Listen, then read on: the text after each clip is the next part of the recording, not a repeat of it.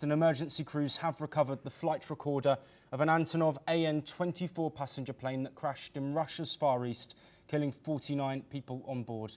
As per reports, the black box will be sent to Moscow for analysis as part of an ongoing investigation into the crash. The Angara Airlines flight lost contact with ground dispatchers at around 1 p.m. local time on Thursday, while flying several kilometres from the airport in the town of Tynda. Emergency officials said the aircraft did not issue a distress signal or report any technical issues before it disappeared from radar. Rescue teams later located the charred wreckage approximately 16 kilometres from Tynda, a town of less than 30,000 people. Investigations have opened a criminal probe into the crash.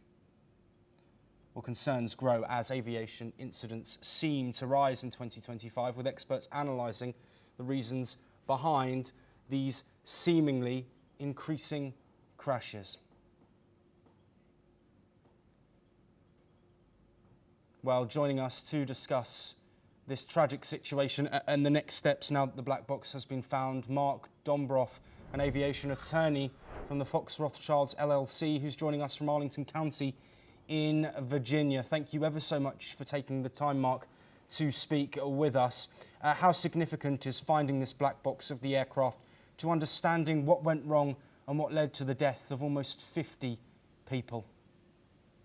I think it's very significant, Joshua. The black box, which is actually orange, as I think most people know, records a whole bunch of parameters of the aircraft as it continues to operate. That includes the position of the flight control surfaces, reflecting what commands the pilots have put into the system, the performance of the engines and so forth. And we can hope that the recordings are intact and usable. I suspect that since this airplane was at least 50 years old, which in and of itself is not bad so long as it's been maintained properly, that the parameters that the black box was recording are probably limited as compared to the more modern aircraft. But it is a critical part of accident investigation, since it is, frankly, an objective view of how the aircraft was performing throughout the last minutes of the flight. Yes, Mark, there has been a number of high-profile plane crashes in recent times. Of course, at the end of last year, the Jeju Air crash, the Washington Potomac crash, of course, the recent Air India crash, which killed over 250 people, and now this Russian crash. Is there a concern around the safety of aeroplanes given this increasing number, or at least apparent increasing number, of deadly incidents involving passenger planes? I don't think the occurrence of these accidents in and of themselves gives rise to some sort of overriding concern, Joshua. I think the fact is that aviation is enormously safe. The fact is that we will continue to have accidents. It's not a pleasant thing to say, but we will continue to have accidents. There is no common thread that I'm aware of, or that I've seen anybody else talk about in terms of the various accidents that have occurred, whether it's the mid-air collision over the Potomac River, whether it's the Jeju accident in Korea, or the tragedy, the Air India tragedy that is still obviously under very active investigation. I think that the three elements that are going to be looked at in this Angara accident are certainly the performance of the crew, the performance of the aircraft, and then at least preliminary reports would suggest that the weather may have been a factor. I think some of the reports indicate that this aircraft, which is a workhorse aircraft, that this aircraft made one approach and they decided to go around, which is not all that unusual because of the weather, and it was during the second approach that the aircraft crashed. So these are the things that the investigators out of Moscow will be looking at.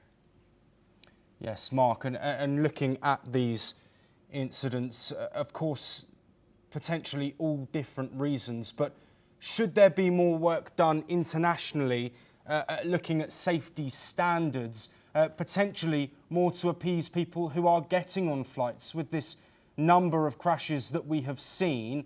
Of course, some people are fearing flying now, uncertain as to whether taking a flight is the best option, even though data tells us that it is probably the safest way of travelling.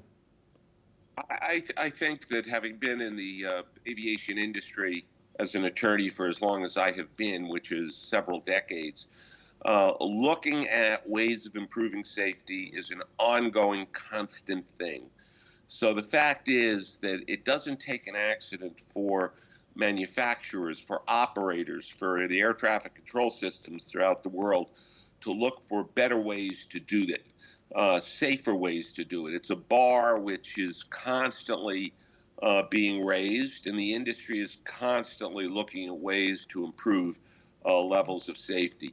I think that the danger is that once, whether it's a regulatory authority, whether it's an operator, an airline, once they say we are safe, that's when the problems start to occur. We can always be safer. But it is an extraordinarily safe way to travel. Mark Dombroff, thank you ever so much for joining us and providing that unique insight. We will continue to bring you updates on the investigations, not just of that Russian air crash, but of course the ongoing investigations into the AI-171 crash that took place in Ahmedabad as well. But that is all we have time for. We'll continue to bring you those and much more here on NewsX World.